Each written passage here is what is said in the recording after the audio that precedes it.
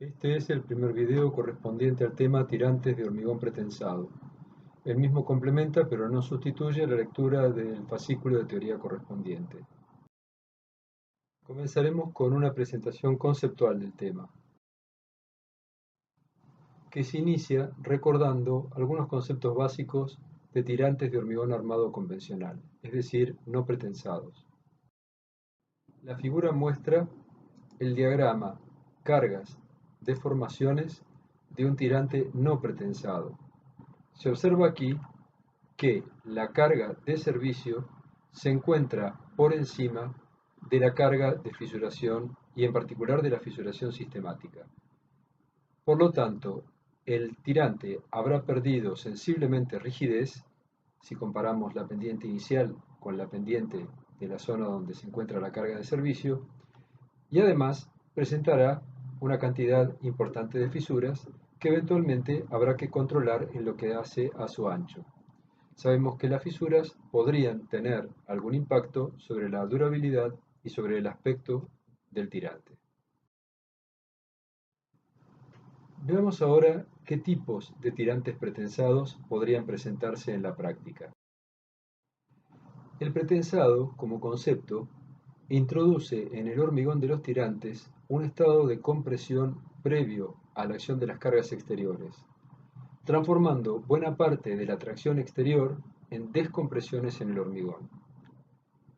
Si el acero es puesto en tensión con posterioridad al endurecimiento del hormigón, estaremos hablando de tirantes pretensados post-tesados. El tesado es posterior al endurecimiento del hormigón. Y si el acero es puesto en tensión con anterioridad al hormigonado, hablaremos de tirantes pretensados pretesados. Vamos a concentrarnos en la descripción de tirantes pretensados postesados. La construcción comienza con el hormigonado de un prisma que contiene en su interior un conducto central materializado a través de una vaina. Luego se enfila dentro de esa vaina el elemento tensor y se lo ancla en el extremo desde el cual no se efectuará el tesado. Ese extremo se denomina anclaje pasivo. Luego se enfila el elemento tensor dentro del gato hidráulico, se lo fija y se lo pone en tensión. La tensión del acero provoca un estiramiento en el mismo, pero también un acortamiento en el hormigón, dado que el gato está apoyando sobre el hormigón, creando un circuito cerrado de fuerzas. Finalmente, se procede a fijar el anclaje activo para evitar que al aflojar el gato el acero pueda acortarse, perdiendo tensión, y además se inyecta la vaina para dar al acero una protección contra la corrosión y además dar adherencia respecto al cuerpo del tirante.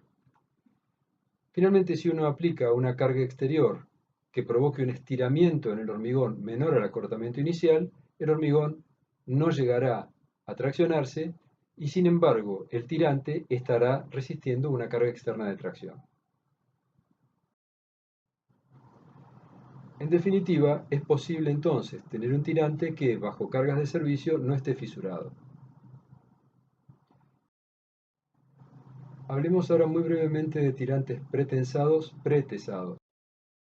En este caso lo que se tiene es un banco de tesado, que es este elemento que está aquí, que está compuesto por una solera y dos estribos.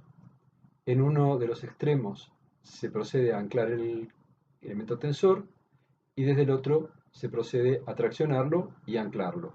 Luego se hormigona, se cubre el hormigón. Una vez que el hormigón ha ganado suficiente resistencia, se libera con cuidado la tensión en los elementos tensores y por adherencia estos elementos transferirán cargas hacia el hormigón que resultará comprimido. A continuación se comentarán algunos aspectos relacionados con la construcción de tirantes postesados. Estamos viendo aquí un tirante pretensado postesado. La flecha indica la vaina, en este caso una única vaina. Los materiales más comunes para la construcción de vainas son el acero galvanizado, la chapa de acero galvanizado y el PVC. Las vainas tienen que tener básicamente dos cualidades: ser suficientemente rígidas como para poder mantener su forma y además ser estancas de modo de evitar la introducción de mortero de cemento en su interior, lo que podría bien trabar el elemento tensor si ya está en su interior, bien impedir su enfilado. Como ya se ha comentado, en el extremo desde el cual no se realizará el pretensado, se debe disponer un anclaje que se denomina pasivo. Estos anclajes son elementos metálicos de transferencia de carga desde los elementos tensores al hormigón. Su geometría, sus características, dependen mucho del tipo de elemento tensor que se adopte, ya sea este un cordón o varios cordones o una barra roscada. En el extremo en el que se ubicará el gato para realizar el tesado, debe disponerse un anclaje denominado activo. Estamos viendo aquí dos gatos de pretensado de muy diferentes potencias. Estos gatos son siempre de accionamiento hidráulico y es fundamental que los mismos se encuentren cuidadosamente calibrados. Cuando lo que se está anclando son cordones, el dispositivo de anclaje activo suele tener el siguiente esquema: una placa de anclaje o placa activa con orificios donde se alojan, en primer lugar, los elementos tensores, los cordones, y también, coaxialmente, las cuñas, que son introducidas dentro de la placa de anclaje por el propio gato, de modo de fijar en posición los elementos tensores, evitando que los mismos se acorten en el momento en que el gato deja de ejercer tensión sobre los mismos. Aquí estamos viendo a la izquierda unas cuñas típicas en las que se observa el ranurado empleado para aumentar el efecto de rozamiento contra los cordones y evitar el deslizamiento relativo.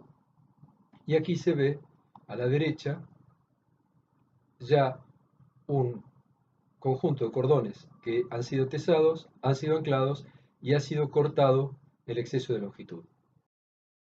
En este esquema puede apreciarse el gato de tesado en el cual ya se encuentran enfilados los elementos tensores. Estos elementos tensores están anclados en la parte posterior del gato,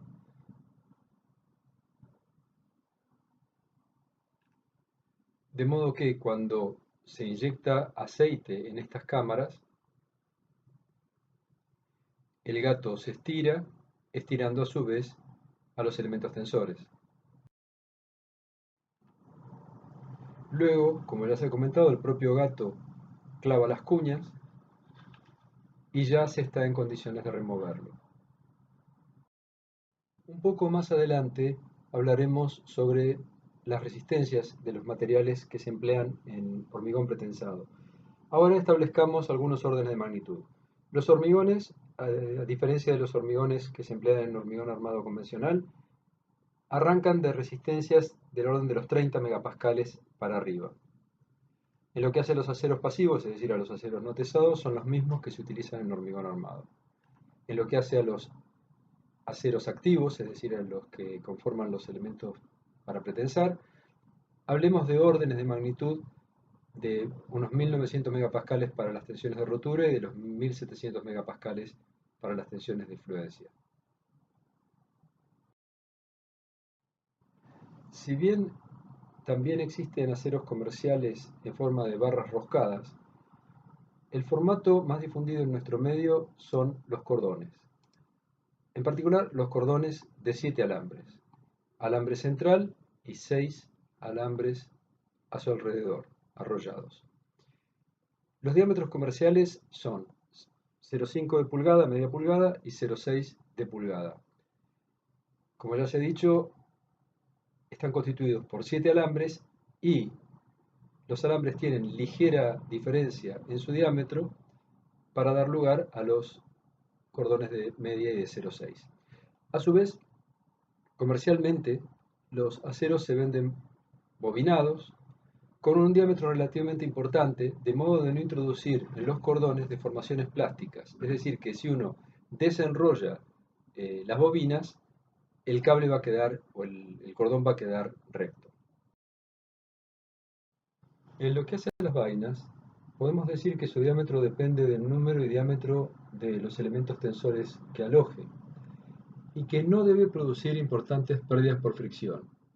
Por otra parte, el espacio disponible entre los elementos tensores y la propia vaina debe permitir una fácil inyección. Los diámetros varían según los proveedores. Aquí estamos viendo una tabla correspondiente a un proveedor, en la cual puede apreciarse, primero, que pueden utilizarse cordones de media pulgada o de 0,6 de pulgada. Seleccionando el área necesaria se puede sacar el número de cordones y a su vez también el diámetro de la vaina para alojarlos. Obviamente esto depende de cada proveedor. Veamos algunos ejemplos de aplicación. Aquí estamos viendo un ejemplo poco frecuente y es un puente ferroviario en Japón, un puente reticulado. El uso de reticulado, ya sea de hormigón armado o de hormigón pretensado, es muy poco frecuente. Aquí estamos viendo una estructura compuesta. Los elementos del cordón inferior son tensores, las diagonales son tubos de acero rellenos con hormigón y el cordón superior es de hormigón. Aquí estamos viendo un uso bastante particular que se denomina banda tesa o bandas tesas. Lo que estamos viendo aquí inferiormente es un tensor de hormigón pretensado. Si nosotros imaginamos la estructura al revés, tendríamos un arco. El arco sería comprimido por las cargas de peso propio y sobrecargas. En el caso de la banda tesa, lo que hacen las cargas es descomprimir el hormigón. Al hablar de tirantes convencionales, es decir, de tirantes no pretensados, se comentó que la circunferencia es funicular de una carga radial uniforme, es decir, de una presión hidrostática. Por ese motivo, los paralelos en estructuras que tienen simetría de revolución, como pueden ser los tanques o los hilos, se comportan como tirantes. Y esos tirantes pueden ser postezados. Aquí estamos viendo el caso de un reservorio que tiene 3 contrafuertes desde los cuales se ejecuta el postezado. La presencia de los contrafuertes se debe a que si nosotros dejamos vainas muy largas, al postezar se produce una fricción muy grande entre los elementos tensores y la vaina y por lo tanto se generan grandes pérdidas. Por ese motivo, para disminuir las pérdidas, se hacen tramos más cortos. Aquí se ve la disposición interna de vainas en un reservorio de planta circular. También puede pensarse en hacer un pretensado exterior. En este caso estamos viendo un pretensado exterior hecho con cables discretos. Y aquí un postezado continuo realizado a través de un sistema de devanado. Estos cables, obviamente, o estos elementos tensores, quedan al aire y deben ser protegidos. Lo mismo que en este otro caso, esto también está hecho con elementos discretos. Aquí se ve un devanado continuo hecho en planta y se observa que la protección es un poco irregular. Eso se debe a que las protecciones en estos casos suelen hacerse con hormigón proyectado y la terminación del hormigón proyectado es bastante irregular.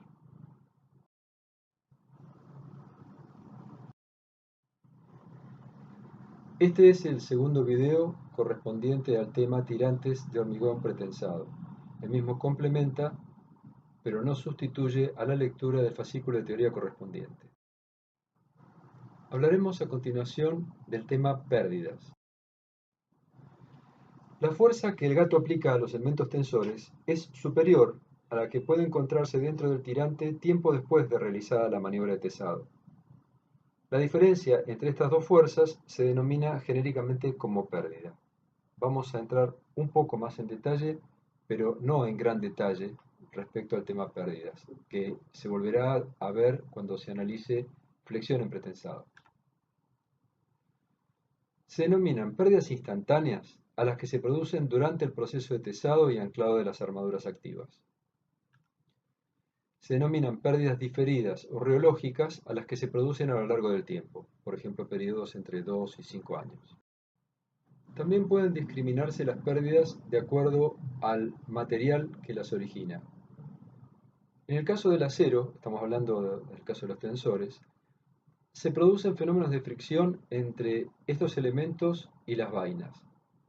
Esta fricción está originada por el movimiento relativo entre ambos materiales. ¿Qué es lo que ocurre? El acero se estira y el hormigón junto con la vaina se acortan y por lo tanto eso genera un desplazamiento relativo. En los puntos de contacto, este desplazamiento relativo da lugar a pérdidas por fricción. Por eso es muy importante que las vainas tengan una geometría bien definida, lo más recta posible, de modo de evitar o limitar estos contactos que no hacen más que generar pérdidas. Un segundo fenómeno que puede producirse es el acuñamiento, corrimiento o deslizamiento entre los elementos tensores y las cuñas de anclaje. Este resbalamiento y la propia deformación de todo el sistema produce también pérdidas. El hormigón puede dar lugar a acortamiento elástico. Lo veremos cuando analicemos pérdidas en flexión.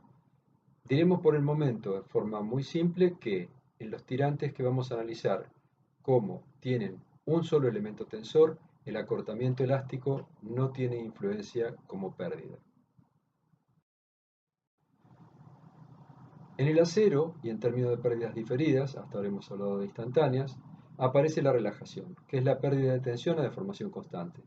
Los aceros modernos de pretensado tienen valores relativamente bajos de relajación debido a que están sometidos a un proceso termomecánico que mejora esta característica. Se trata de someter al acero a una tensión relativamente elevada a una temperatura relativamente elevada. El efecto combinado de estas dos acciones hace que la relajación en el acero baje mucho. Luego en el hormigón están los fenómenos conocidos, los fenómenos reológicos conocidos, la fluencia lenta y la contracción. La fluencia lenta es el acortamiento de tensión constante y la contracción puede tener varios orígenes, pero uno bien conocido es la migración de agua. Vamos a comentar algunas consecuencias derivadas de la existencia de pérdidas.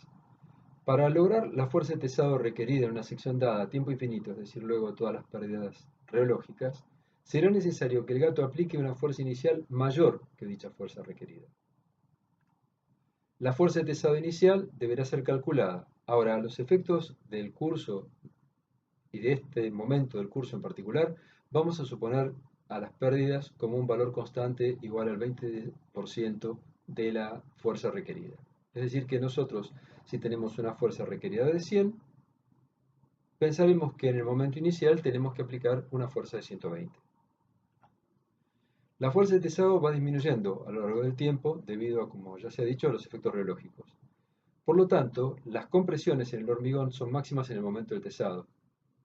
Al momento del tesado lo vamos a llamar tiempo cero.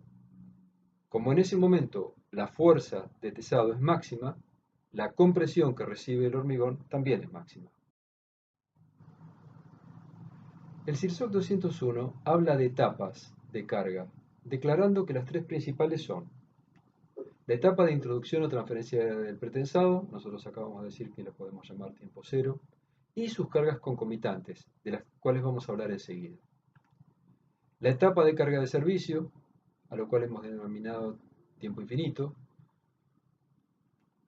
y habla de una etapa de cargas mayoradas. En realidad, no se trata de una etapa, Se trata de una verificación de la condición resistente. El término etapa, en particular para las cargas mayoradas, es bastante desafortunado. En el reglamento se mencionan otras posibles etapas como la carga de fisuración, de la cual hablaremos enseguida. Vamos a introducir ahora un concepto al cual llamaremos P mínimo o carga mínima. Veamos lo siguiente. Estamos hablando del puente que pusimos hace unos instantes como ejemplo, un reticulado, y vamos a imaginar que el reticulado fue construido de la siguiente manera. Se hizo un encofrado apuntalado y arriba se montó el puente sin ponerlo en tensión todavía. Luego se procedió a poner en tensión el cordón inferior mediante el tesado de una serie de elementos tensores a los cuales genéricamente vamos a llamar P sub S. Al poner en tensión esas armaduras apoyándonos contra el hormigón, es decir, ejerciendo una compresión contra el hormigón, el puente se curva hacia arriba y termina entonces apoyándose en los apoyos definitivos que se encuentran en los extremos. Por otra parte, al liberarse del encofrado, empieza a actuar el peso propio en todos los elementos del reticulado. En definitiva, aparecerá una fuerza N en esta diagonal y por lo tanto el tensor AB no va a resistir o recibir P sub S, sino que se va a ver sometido a una carga que va a ser P sub S menos N por el coseno de alfa. Y vamos a decir entonces que N por el coseno de alfa en este caso es P mínimo. P mínimo puede tener otros orígenes, pero lo que tiene que quedar claro es que es una fuerza que aparece por efecto del tesado. No estaba antes. El tesado la activa y puede tener diferentes orígenes y la vamos a llamar carga mínima, que es siempre parte de la carga de peso propio que en definitiva va a tener que resistir ese tensor.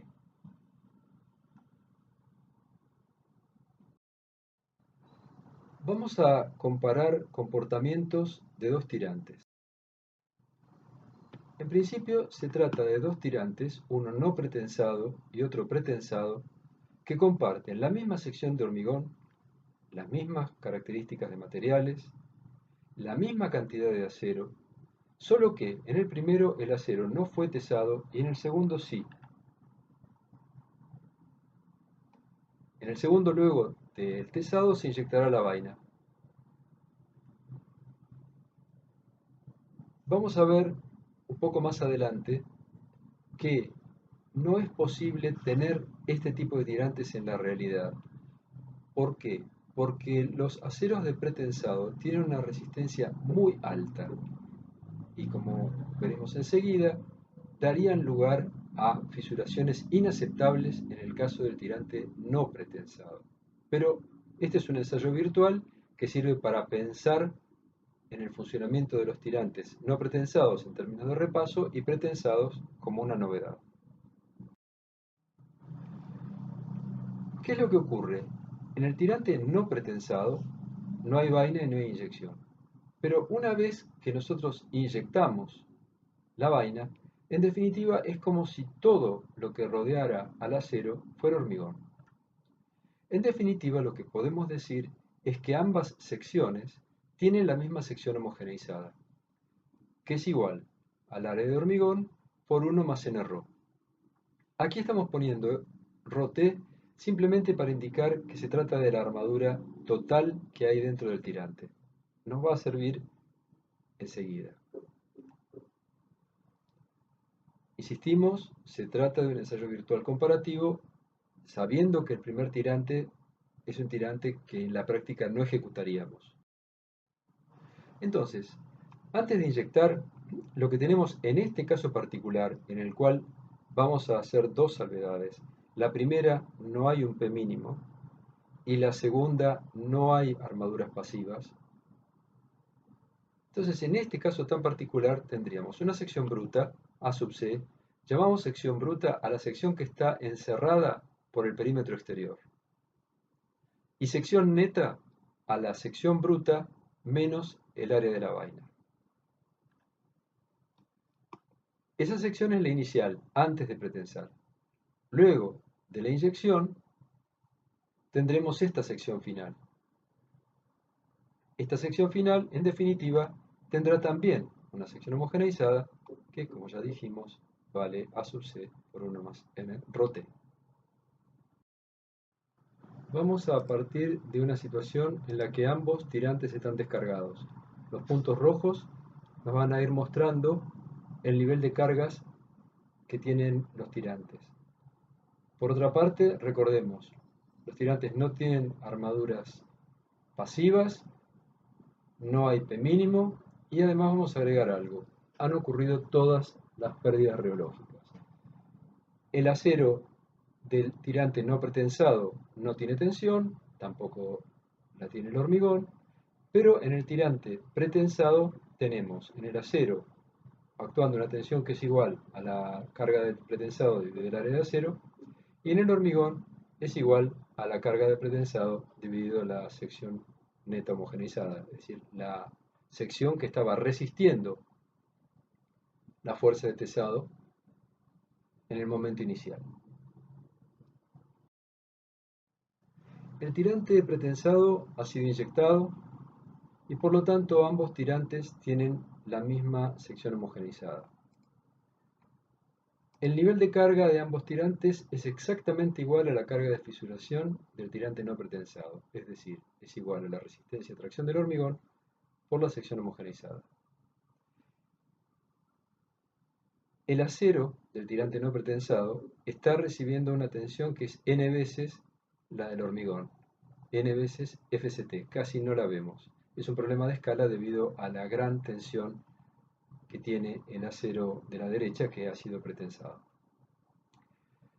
En el tirante de la derecha, lo que está ocurriendo es lo siguiente.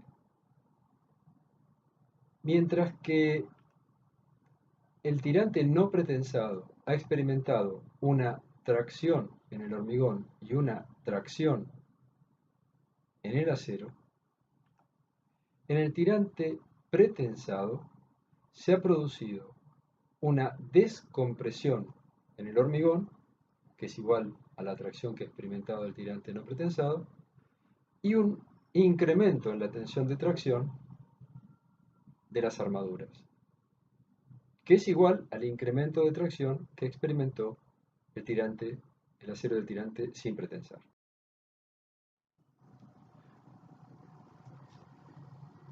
En la diapositiva anterior estábamos viendo justo el momento anterior a que se produjera la fisuración. Vamos a suponer que la fisuración se produce a carga constante y entonces estamos viendo a la izquierda el estado de tensiones en el hormigón y en el acero debido a la carga de fisuración, y a la derecha no ha pasado nada extraño porque el tirante de la derecha obviamente no se ha fisurado.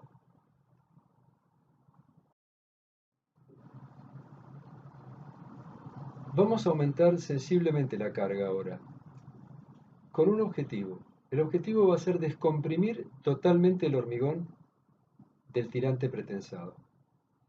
Esta carga se denomina carga de descompresión o carga de neutralización porque neutraliza el efecto del pretensado en el tirante pretensado.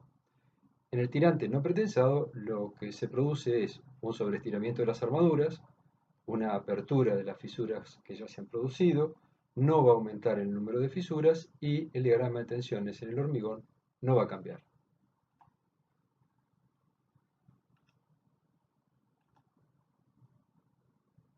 Observamos que P sub 0 es ligeramente superior a P sub S.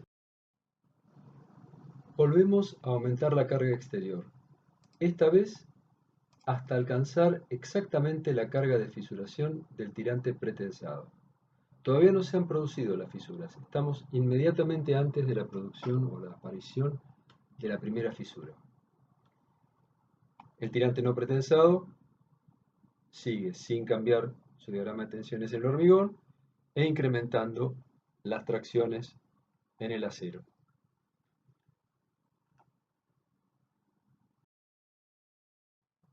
Ahora se han producido todas las fisuras en el tirante pretensado. Volvemos sobre la idea de que se producen a tensión, mejor dicho, a carga constante. Aparece entonces un diagrama en el hormigón que es igual al del hormigón del tirante no pretensado, y un diagrama en el acero que también lo es, pero con la diferencia de que buena parte del diagrama de la derecha corresponde al estiramiento inicial. En ambos tirantes se manifiestan fenómenos de tensorrigidez y podríamos decir que a partir de la carga de neutralización, lo que ha ocurrido es algo muy similar a lo que ocurrió en el tirante no pretensado. Es decir, que la distancia entre P0 y la carga de neutralización es igual a la carga de fisuración del tirante no pretensado, lo cual tiene lógica porque el tirante no pretensado arranca de una situación en la cual no hay tensiones en el hormigón. Y aquí, a partir de la carga de neutralización, tampoco hay tensiones en el hormigón. Por lo tanto, se entiende que sea igual el incremento de carga a partir de P0 necesario para fisurar el hormigón. Ambos tirantes han llegado a la carga de rotura. Coincide en ambos casos y es igual al área de las armaduras activas por su tensión de fluencia. Los diagramas de tensiones en el hormigón son iguales para ambos tirantes. También lo son los diagramas de tensiones en el acero. Sin embargo, gran parte de la deformación del acero de pretensado se ha producido durante el pretensado y es un periodo en el cual se ha comprimido al hormigón. Mientras que en el tirante de la izquierda, el sin pretensar, todas las tracciones en el acero o han producido tracciones en el hormigón, o han producido apertura de fisuras, o han producido deslizamientos relativos. En el de la derecha, esos fenómenos solamente se concentran en esta zona con un sombreado vertical. Es decir, que la deformación del tirante pretensado va a resultar muy inferior a la del tirante sin pretensar. En resumen, bajo la carga de servicio, el tirante no pretensado va a experimentar mayores deformaciones que el tirante pretensado y a su vez va a presentar una rigidez mucho menor que la del tirante pretensado. La carga de servicio la definimos como la suma de las cargas permanentes más las sobrecargas. Hablemos un poco de vocabulario. Vamos a llamar sección bruta a la sección que está contenida dentro del perímetro externo. Sección neta a la sección bruta menos el área de la vaina. El caso más general va a ser uno en el que existan armaduras pasivas. La cuantía ρ se define como el cociente entre el área de armaduras pasivas dividido la sección neta. Podemos entonces calcular una sección homogeneizada. Esta sección homogeneizada es importante porque es la que existe en el momento del pretensado, es la que resiste la fuerza de pretensado. La sección final, más general, será una sección con armaduras pasivas y activas. Ahora hablaremos de un ρ total que se calcula como el cociente entre la suma de ambas armaduras, no importa que tengan diferentes resistencias, porque vamos a considerar que tienen iguales módulos de elasticidad. De modo que vamos a sumar las armaduras y vamos a llamar eso armadura total, y vamos a dividir esa armadura por la sección A sub C, que es la sección bruta de hormigón, y podremos entonces calcular una sección final homogeneizada que es nuevamente igual a la sección de hormigón por 1 más n ρ t. Sobre esta sección es sobre la que actuarán las fuerzas externas. Este es el tercer video correspondiente al tema tirantes de hormigón pretensado. El mismo complementa pero no sustituye la lectura del fascículo de teoría correspondiente. Ya se ha citado que el CIRSOC habla de tiempos o momentos de verificación. Hemos hablado de un momento correspondiente al tiempo inicial, a t igual a 0. En ese momento, la fuerza de tesado la podemos definir como C sub P por P sub S. P sub S es la fuerza de tesado y C sub P es un coeficiente de pérdidas que hemos mencionado que a los efectos del curso tomaríamos como 1,2. También dijimos que en ese momento se desarrollaba una carga P mínima que era activada por el proceso de tesado. Es decir que, en definitiva, sobre el tirante va a estar actuando una carga que es igual a Cp por Ps menos P mínima. En ese momento se manifestarán fuertes tracciones en el acero y las máximas compresiones en el hormigón, y por lo tanto deben ser verificadas.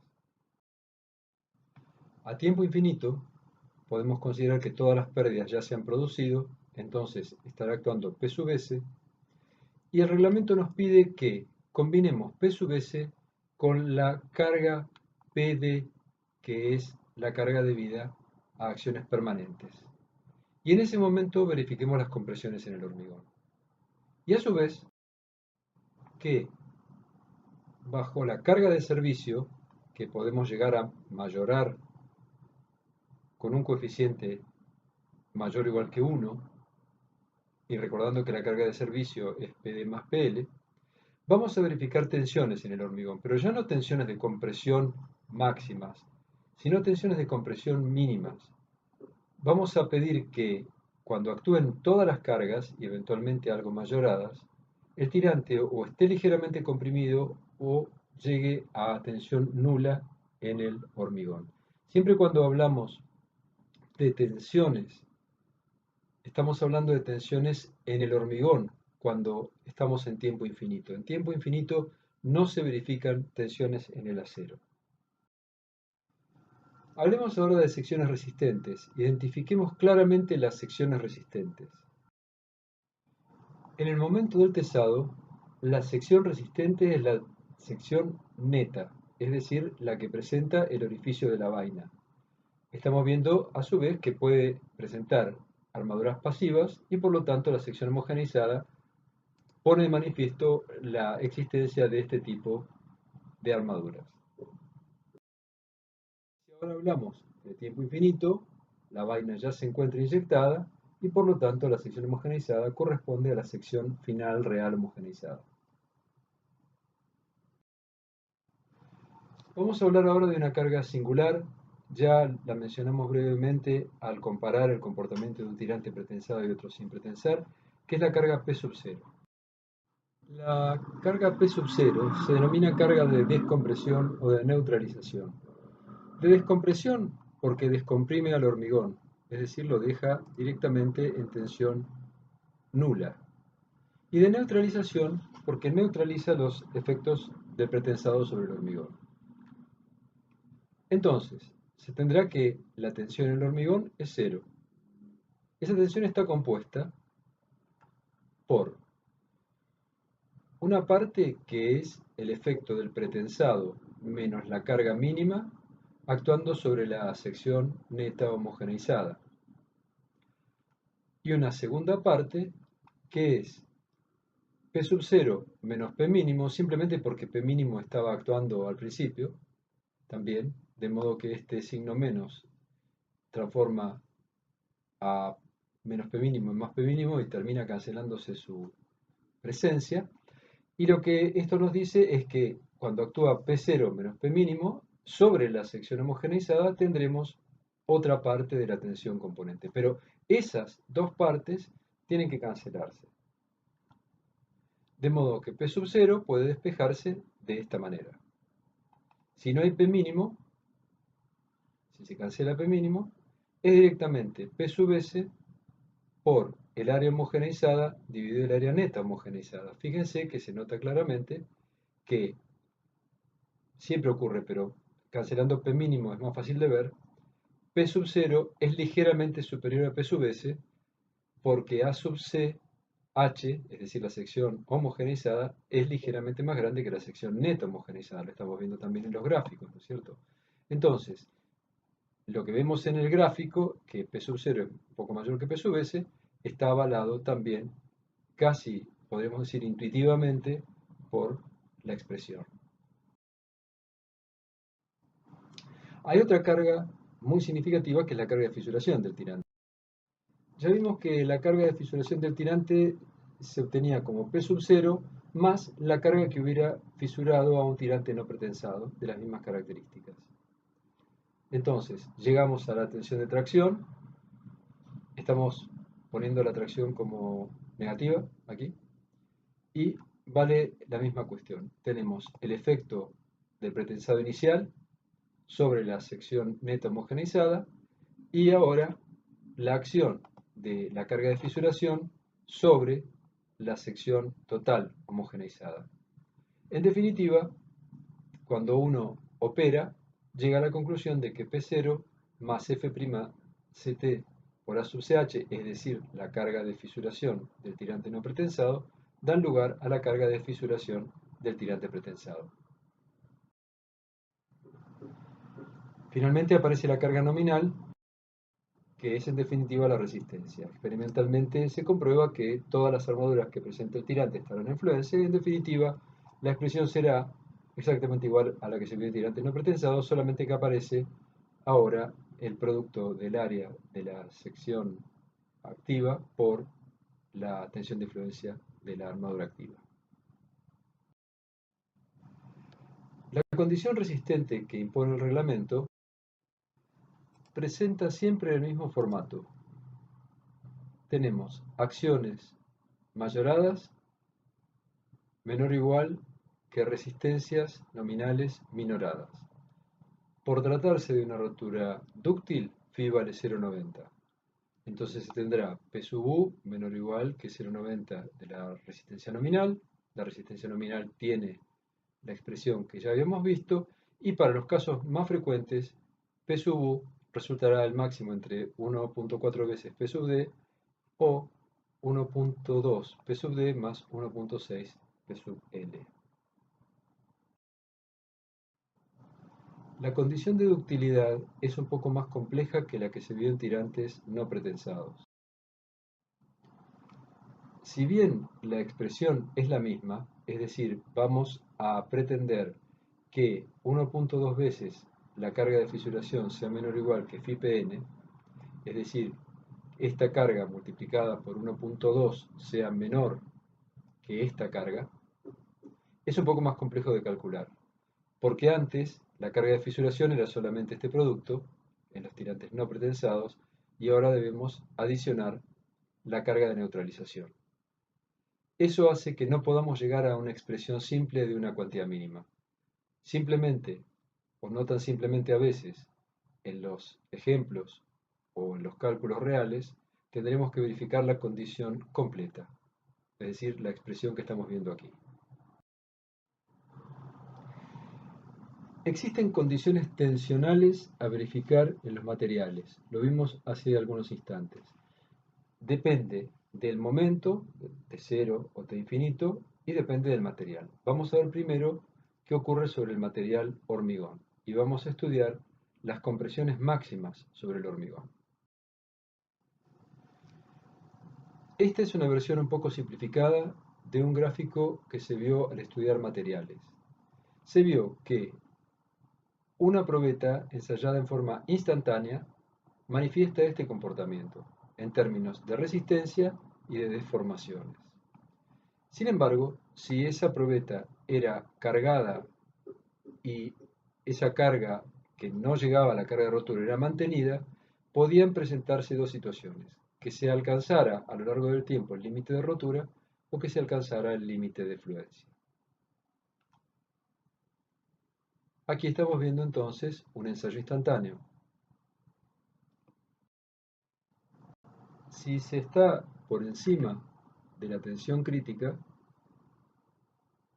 se llegará con el correr del tiempo al límite de rotura. Si en cambio se está por debajo de la tensión crítica, se llegará al límite de fluencia. En cualquiera de los dos casos, se observa que hay deformaciones en el tiempo. Eso es, en definitiva, fluencia lenta o creep. En un caso nos lleva al límite de rotura y en otro caso nos lleva al límite de fluencia. El CIRSOC especifica que en la etapa de introducción o transferencia del pretensado, es decir, T igual a 0, la tensión normal de compresión en el hormigón debe ser menor o igual que 0,60 de F'C.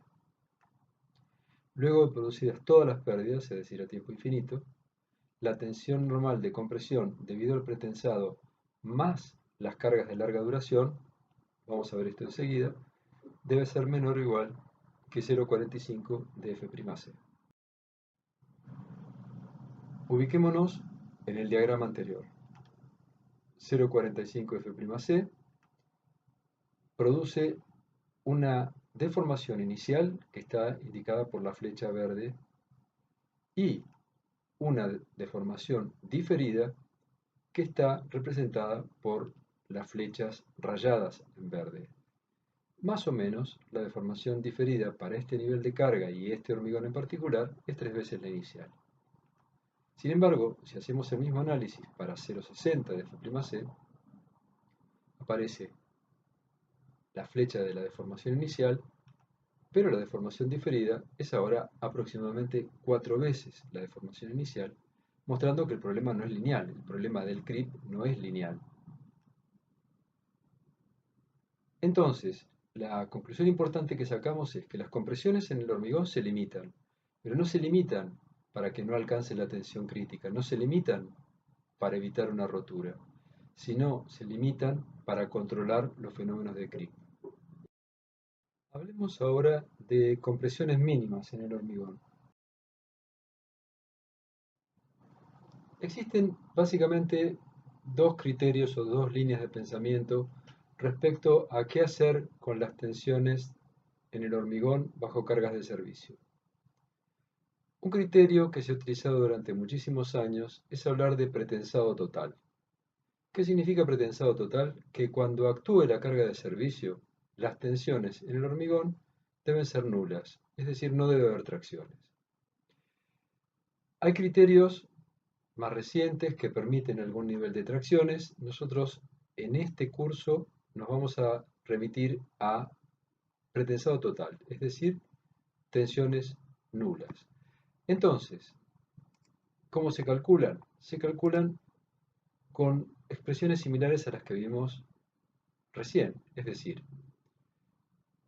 la acción del pretensado sobre la sección homogeneizada menos la acción de la carga de servicio sobre la sección homogeneizada total. La primera era la neta, la segunda es la total. Eso debe dar 0. Hay un segundo criterio que es interesante, que es asegurar una seguridad a la descompresión que será mayor o igual que 1. Cuando vale exactamente 1, decimos que estamos también en pretensado total. Y terminaremos en la misma ecuación que vimos recientemente.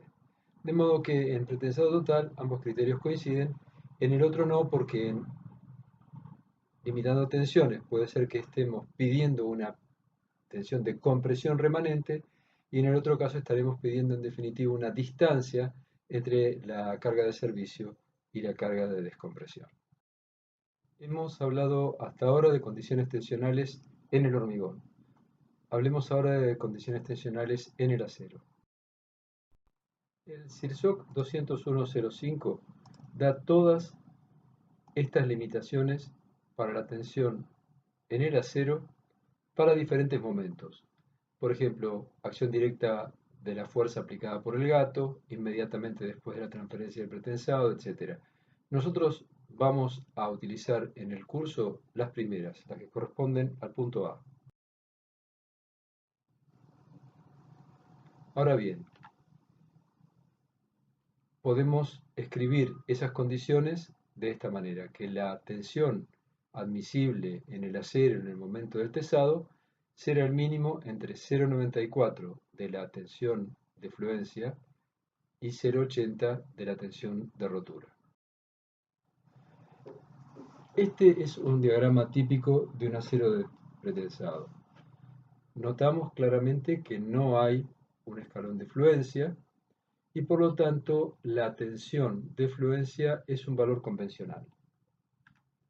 Lo que nos está diciendo la condición del reglamento es que debemos tomar el menor valor entre 0,94 de la tensión de fluencia y 0,80 de la tensión última.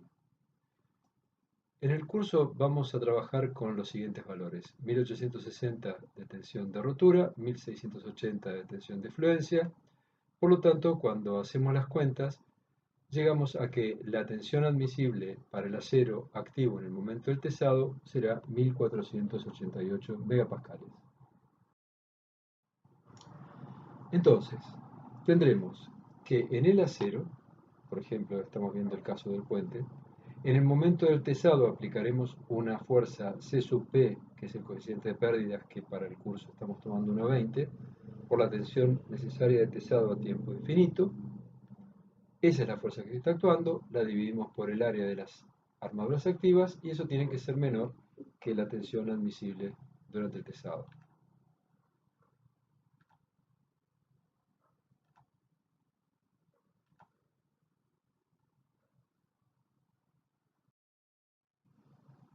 En lo que refiere al hormigón y en el momento del tesado, tendremos actuando nuevamente PS por CP menos P mínimo y lo dividiremos por la sección neta homogeneizada y limitaremos este valor a 0,60 de F'C. Parecería un valor un poco alto en términos de pensar en deformaciones diferidas. Lo vimos en un gráfico anterior.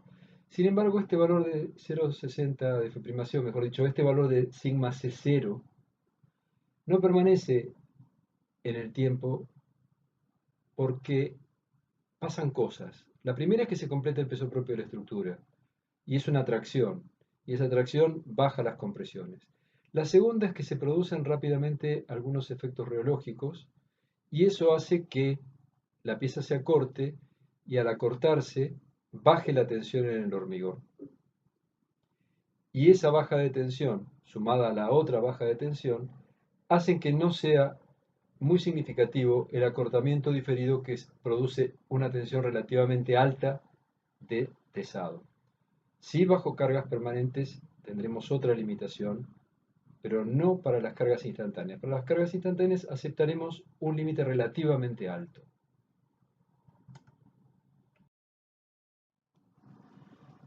Entonces, en resumidas cuentas, tenemos que en el momento del tesado limitaremos la tensión en el acero y limitaremos la tensión en el hormigón.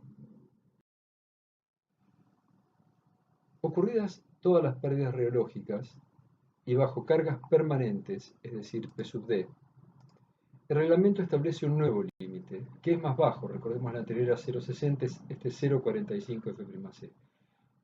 ¿Por qué es más bajo? Porque P sub D, de las cargas permanentes, van a actuar a lo largo del tiempo de forma indefinida. Y por lo tanto, debemos prestar atención de que bajo este estado de cargas, los efectos reológicos no sean importantes. Entonces nuevamente tendremos el efecto del pretensado sobre la sección neta homogeneizada y ahora el efecto de las cargas permanentes sobre la sección total homogeneizada.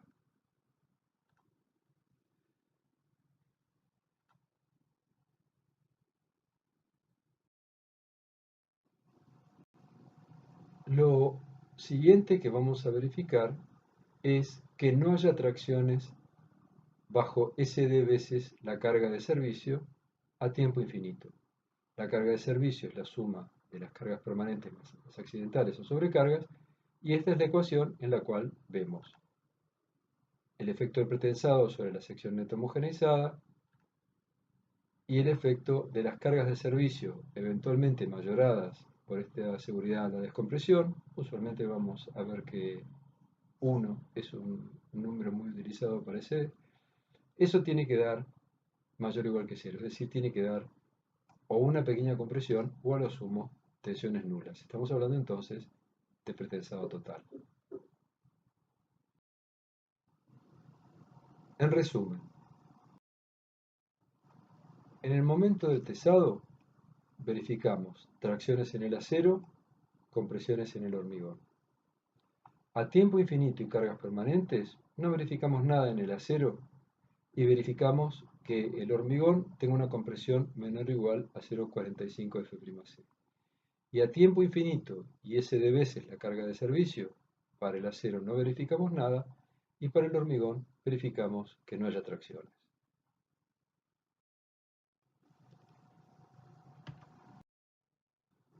Este es el cuarto y último video referente al tema tirantes de hormigón pretensado. El mismo complementa pero no sustituye la lectura del fascículo de teoría correspondiente. Pasemos ahora a la elección de materiales, a justificar por qué en hormigón pretensado se utilizan materiales de mayores resistencias que los vistos para tirantes no pretensados. Comenzaremos por el hormigón. El CIRSOC 20105 especifica que en elementos de hormigón pretensado la resistencia mínima requerida pasa a ser 25 megapascales. Recordemos que en hormigón armado convencional este valor era de 20 megapascales. En elementos pretensados es necesario limitar la tensión de compresión en el hormigón bajo cargas de servicio, ya vimos que tanto en el momento del tesado como a tiempo infinito. Cuanto mayor sea la resistencia del hormigón, menor será la sección de hormigón necesaria. De modo que en este sentido habría que pensar en utilizar hormigones de alta resistencia. A mayor resistencia, mayor modo de elasticidad y por lo tanto también menos deformaciones. A menor relación agua-cemento, es decir, a mayor resistencia, se tendrá menos creep y menos contracción. Pero también la relación de cantidad de cemento a volumen total de cemento o a peso total de cemento incide desfavorablemente sobre la contracción. Es decir, a mayor cantidad de cemento tendremos mayor contracción. De modo que la elección de la resistencia del hormigón es un balance entre varios aspectos. En general, los hormigones que se emplean en la práctica están más bien en el orden de los 30 a 35 megapascales.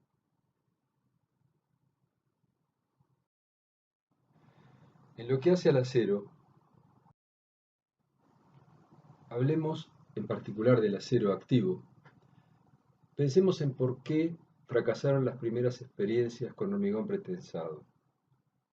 En definitiva, lo que les ocurría a los pioneros en el hormigón pretensado es que trabajaban con aceros de bajas resistencias y por lo tanto esas resistencias limitaban la tensión de pretensado. El creep y la contracción se volvían elementos que llevaban las cargas iniciales de pretensado prácticamente a cero con el correr del tiempo.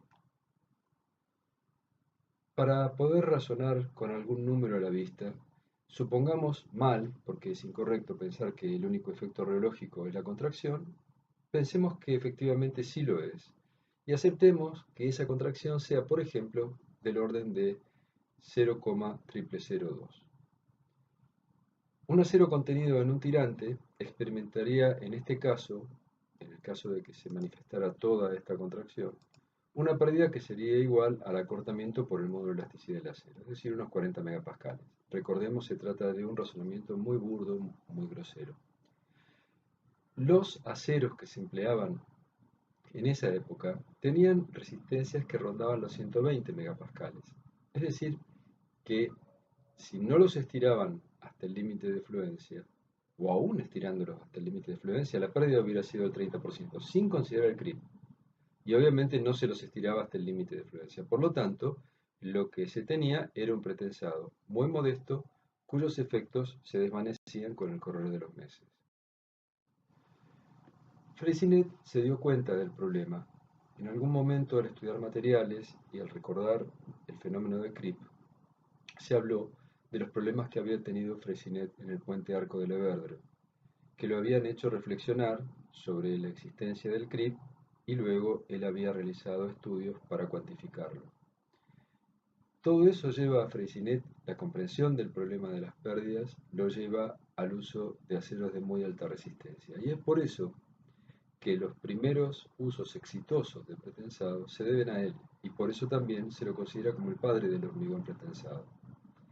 En definitiva, ¿qué tenía? Tenía un acero que podía tensar a muy alta tensión inicial y las pérdidas que seguían existiendo resultaban porcentualmente o proporcionalmente a esa alta tensión de tensado bajas. Por lo tanto, el pretensado pasa a ser una técnica posible. La norma IRAM exige que los aceros para pretensado tengan una tensión convencional mínima de fluencia de 1500 megapascales y de rotura de 1700 megapascales. Si se los compara con los 420 megapascales de los aceros convencionales, se nota claramente la diferencia. Cabría entonces preguntarse por qué no usar aceros de pretensado como armaduras de elementos no pretensados. Razonemos de la siguiente manera. Tenemos un acero, el de pretensado, que resiste 4 veces más que los aceros comunes para hormigón armado. Si resiste 4 veces más y no cuesta 4 veces más, cuesta menos de 4 veces más, sería lógico entonces pensar en utilizar este tipo de aceros para elementos no pretensados. En un razonamiento muy simplificado, vamos a comparar dos tirantes hipotéticos. Ninguno de los dos está pretensado, y los dos deben resistir la misma carga PU. Uno con armadura convencional y el otro con armadura de pretensado, suponiendo que estas armaduras no las vamos a poner en pretensado.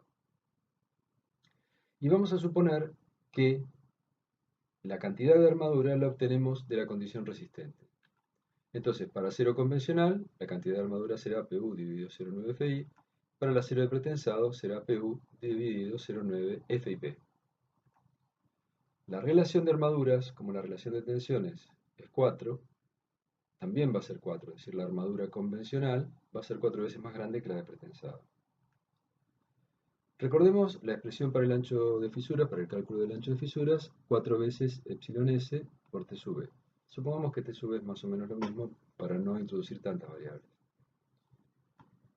Entonces, para la armadura convencional, epsilon s será la carga de servicio dividido el módulo por la sección de armadura. Para la armadura de pretensado, también va a ser la misma expresión, suponiendo que los módulos son iguales. Al ser la armadura 4 veces menor, evidentemente la deformación específica va a ser 4 veces mayor. Y entonces lo que tendremos es que el ancho de fisuras será aproximadamente 4 veces mayor.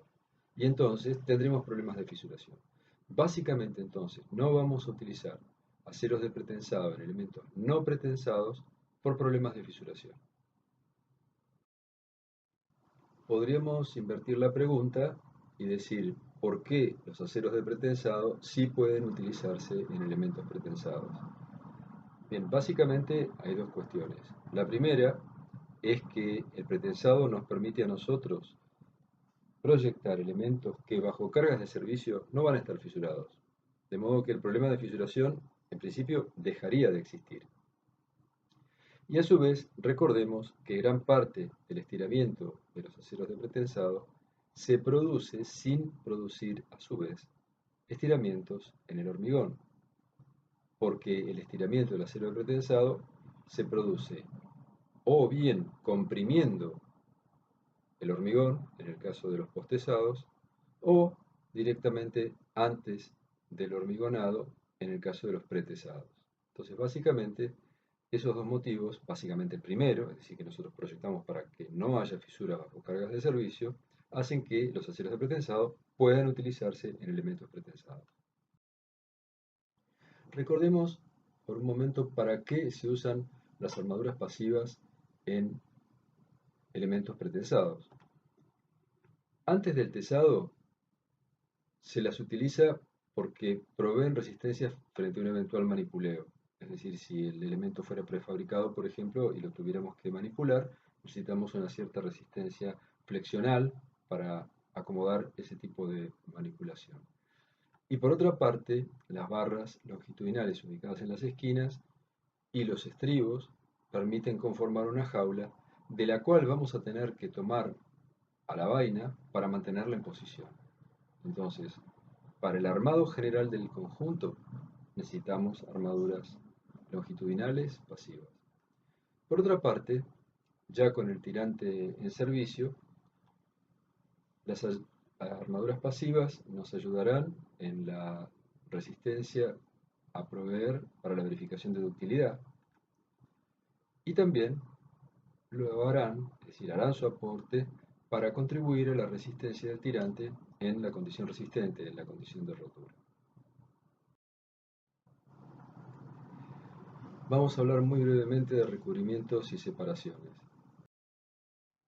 El tema lo volveremos a ver al analizar flexión con pretensado. Por ahora y para simplificar, pensemos que en las expresiones para el cálculo de recubrimientos y separaciones reemplazaremos D sub D por el diámetro de la vaina.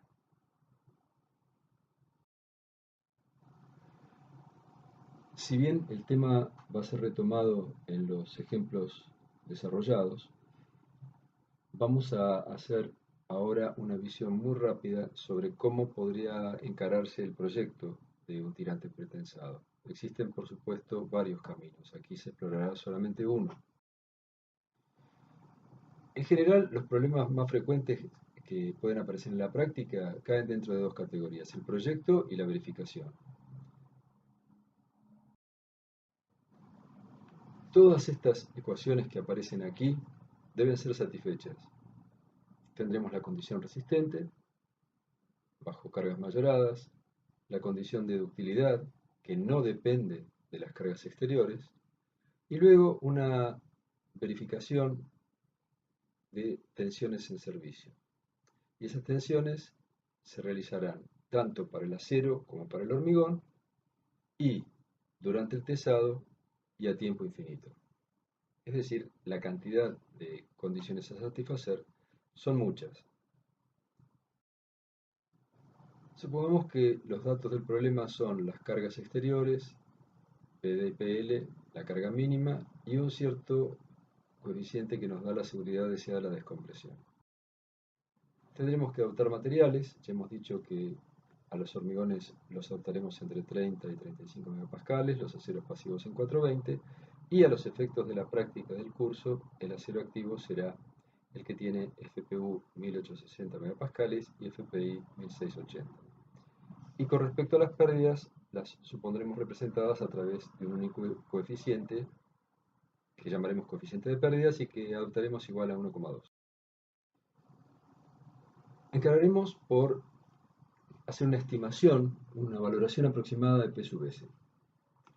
Podemos calcular la carga de servicio fácilmente, es la suma de PD más PL, y lo que diremos es que bajo cargas de servicio y con una seguridad a la descompresión dada, que es dato de nuestro problema, las tensiones en el hormigón tienen que ser nulas.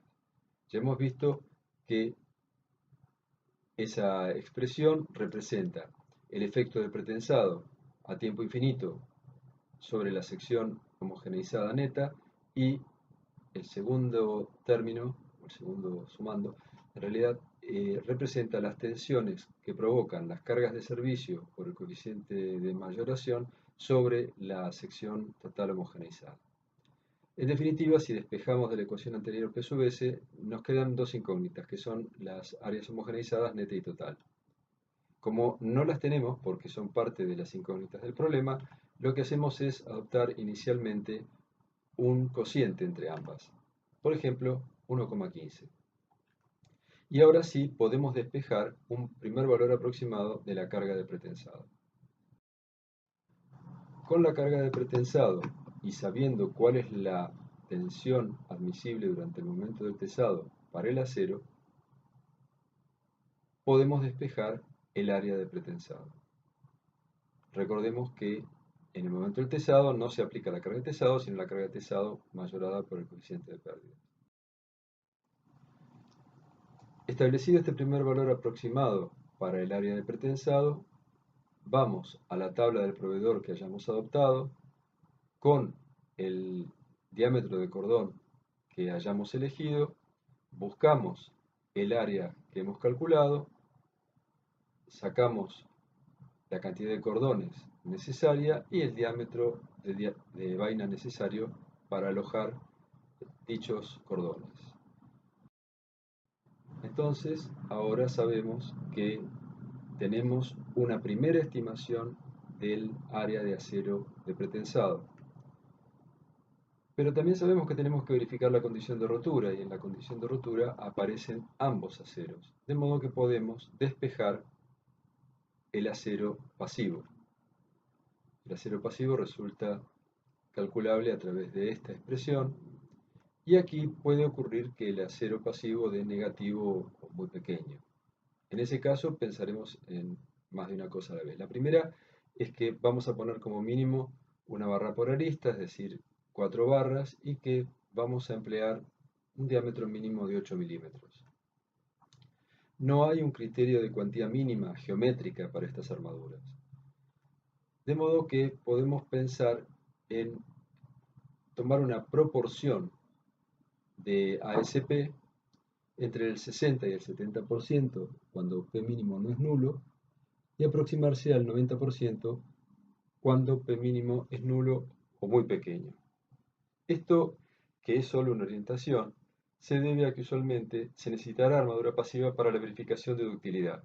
Y esto no resulta evidente de entrada, hay que avanzar un poco en los cálculos y obliga a retroceder si uno ha sido muy mezquino en la adopción de la armadura pasiva. Vamos a determinar ahora la sección de hormigón. Vamos a hacerlo a partir de limitar las tensiones en el hormigón durante el tesado a 0,60 de F'C. De esta ecuación conocemos C sub P, P sub S aproximado, P mínimo, obviamente del hormigón, y desconocemos ACNH, por lo tanto podremos despejarlo.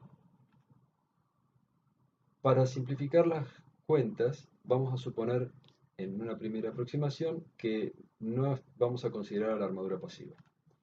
Por lo tanto, ACNH resulta aproximadamente igual a ACN, a la sección neta. De modo que podemos despejar entonces la sección neta. Como la sección total es la sección neta más el área de la vaina, podemos calcular la sección total. A partir de la sección total podemos estimar un lado, redondearlo, ese lado, por ejemplo, al centímetro, y recalcular una sección total que va a ser lado por lado y una sección neta que va a ser esa sección total menos el área de la vaina. Y de allí en adelante podemos seguir con los cálculos.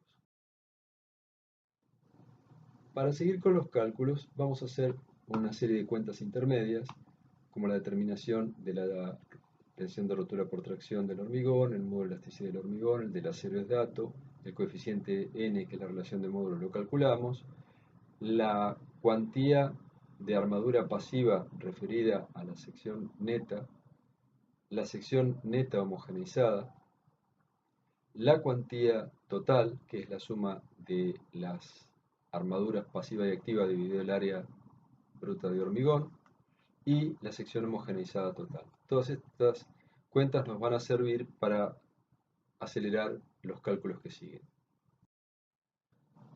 Como ya se ha dicho, en los tirantes pretensados, la verificación de ductilidad debe hacerse con la expresión completa. La resistencia es en principio conocida, porque son conocidas las áreas del acero y las tensiones de fluencia de ambos aceros. El área de acero de pretensado en general se adopta redondeando en exceso, pero aún así podría ser que la ecuación no verificara. La primera parte, es decir, 1.2 veces la carga de fisuración, puede calcularse en forma bastante sencilla porque es conocido A sub CH, la resistencia de tracción del hormigón, y P sub 0 lo tenemos definido por enunciado. Hemos dicho que P sub 0 debe ser igual a SD por la carga de servicio. Con todo esto, puede ser que la inecuación anterior se verifique, con lo cual no hay problema. Ahora, si no verifica, podemos pensar en aumentar las armaduras pasivas o las activas. Si aumentamos las activas, Se debe tener la precaución de no tesarlas a la máxima tensión, porque si no tendríamos una fuerza de pretensado excesiva y tal vez no verifiquen las tensiones de compresión en el hormigón. En general, en estos casos, lo que se tiende a hacer es aumentar las armaduras pasivas, no las armaduras activas.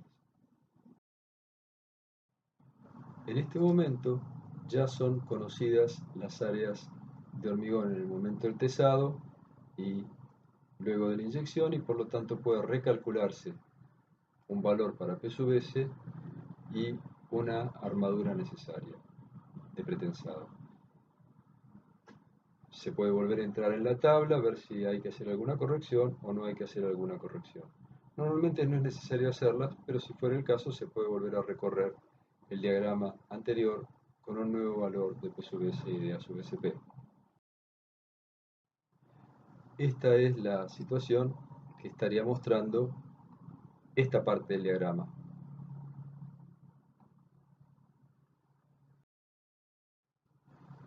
Corresponde ahora completar la verificación de tensiones. Vamos a hacer un chequeo entonces de las compresiones en el hormigón bajo cargas permanentes, P sub D y tiempo infinito. Y para finalizar el cálculo es conveniente hacer un chequeo. ¿El chequeo en qué consiste? En verificar que bajo SD veces la carga de servicio, la tensión en el hormigón se anula.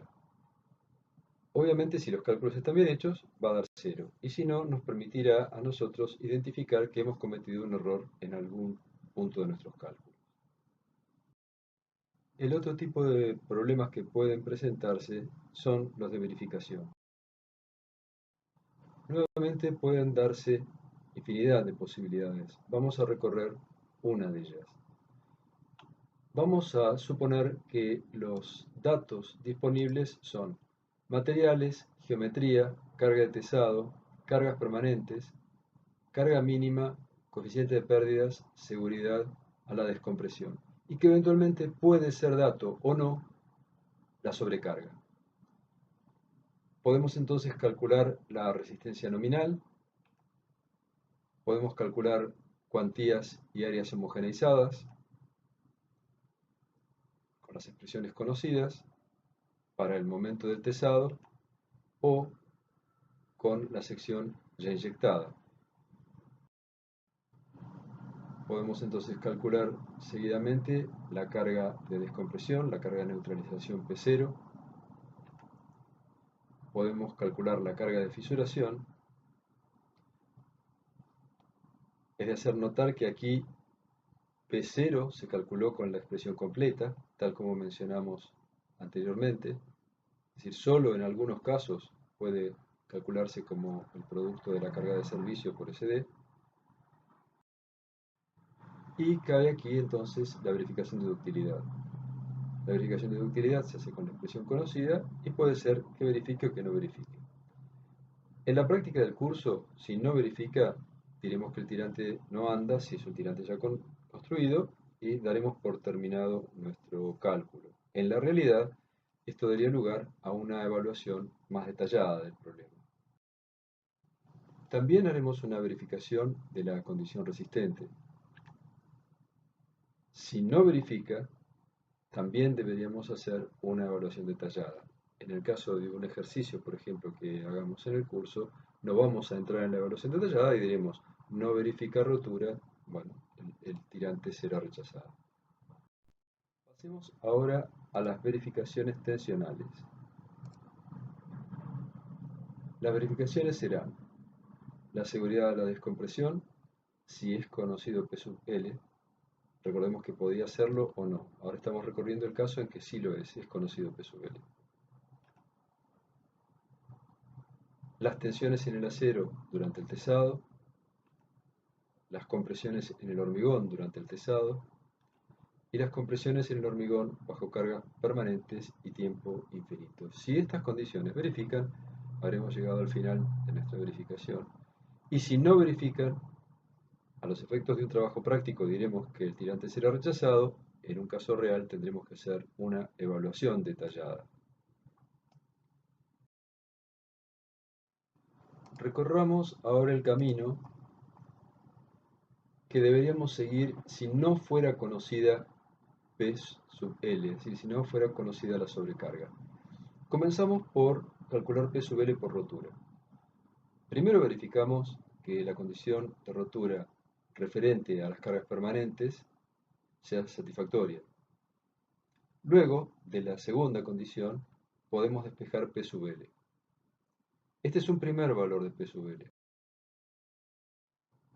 Habrá un segundo valor de P sub L que se obtendrá de la condición tensional. La condición tensional estará dada por nosotros por no tener tracciones bajo cargas de servicio, por lo tanto podemos igualar P sub 0 a SD veces la carga de servicio, por lo tanto P sub 0, que ya había sido calculada, la vamos a emplear en esta expresión para calcular P sub L. De los dos valores de P sub L calculados, adoptaremos el menor y procederemos a hacer una verificación de tensiones, que consistirá en verificar las tracciones en el acero durante el tesado, verificar las compresiones en el hormigón durante el tesado y verificar la compresión del hormigón bajo cargas permanentes y tiempo infinito. Nuevamente, si verifica, habremos llegado al final; si no verifica, o rechazaremos el tirante o haremos una evaluación detallada.